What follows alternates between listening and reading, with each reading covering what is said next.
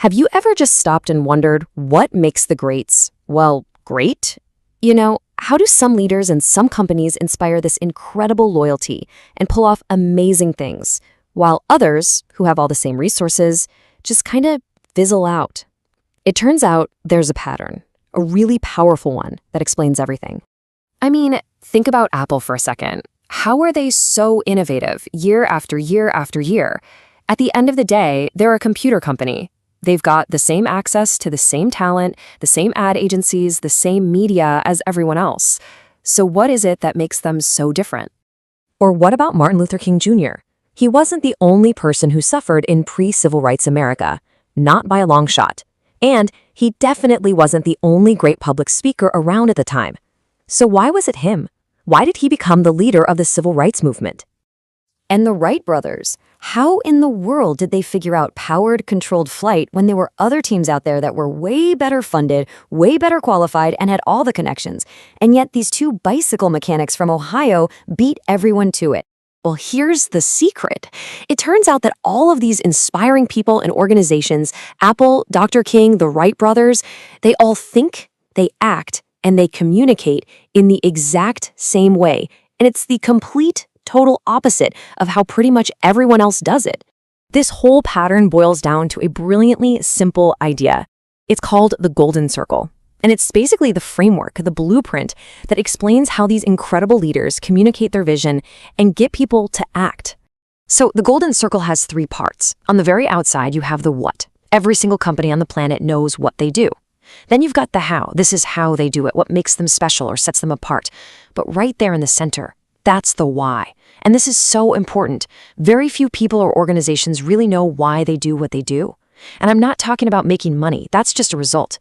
Your why is your purpose, your cause, your belief. It's the reason you even exist. Now, most of us and most companies, we communicate from the outside in.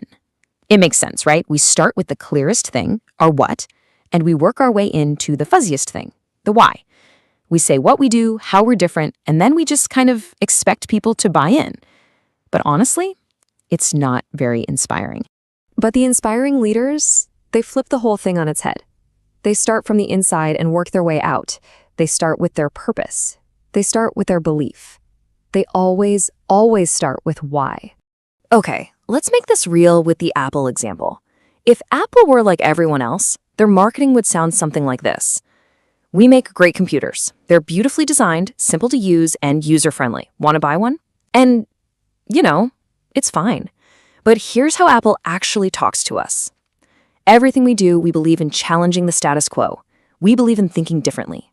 The way we challenge the status quo is by making our products beautifully designed, simple to use, and user-friendly.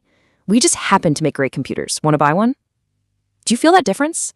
I literally just reversed the order of the information, but it feels completely different. It's powerful.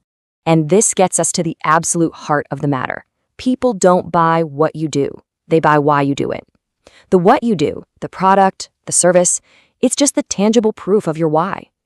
This is exactly why you feel totally fine buying a phone or even a watch from Apple, which is, remember, a computer company. You're not just buying a product, you're buying into their belief of challenging the status quo. And here's the coolest part. This isn't just some clever opinion or marketing trick. It's literally grounded in our biology. The golden circle maps perfectly onto the human brain. The what speaks to our neocortex, the part of our brain that handles all the rational, analytical thought and language. But the why and the how, they speak directly to our limbic brain. And that's where all our feelings, like trust and loyalty, come from. And here's the kicker. It's where all of our decision-making happens. It has zero capacity for language. This is where our gut feelings live. All right, let's see how this plays out in the real world. Let's take a look at a classic historical example, the story of the Wright brothers. So in the race to be first in flight, you had this guy, Samuel Pierpont Langley. On paper, he had everything he needed to succeed. He got a $50,000 grant from the War Department, he had a team of the best minds, the press followed his every move. But his why? He wanted to be rich and famous. Meanwhile, a few hundred miles away, you had Orville and Wilbur Wright.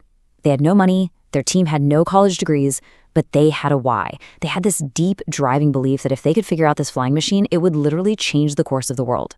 And the day the Wright brothers took flight, Langley quit. He just gave up. His why, getting rich and famous first, was gone. Now, this pattern doesn't just work for inventors or businesses. We see it just as clearly with great leaders. Dr. Martin Luther King Jr. is maybe the perfect example of someone who led with why. Think about this. How do you get 250,000 people to show up for a march in Washington when there were no invitations and no website to check? Dr. King didn't go around giving speeches about what needed to change in America. No, he went around and told people what he believed. I believe is what he said. And the people who believed what he believed, they took up his cause and made it their own. I mean, just think about the name of his most famous speech. He gave the I have a dream speech, not the I have a plan speech. He communicated his why, his vision, his dream for the future.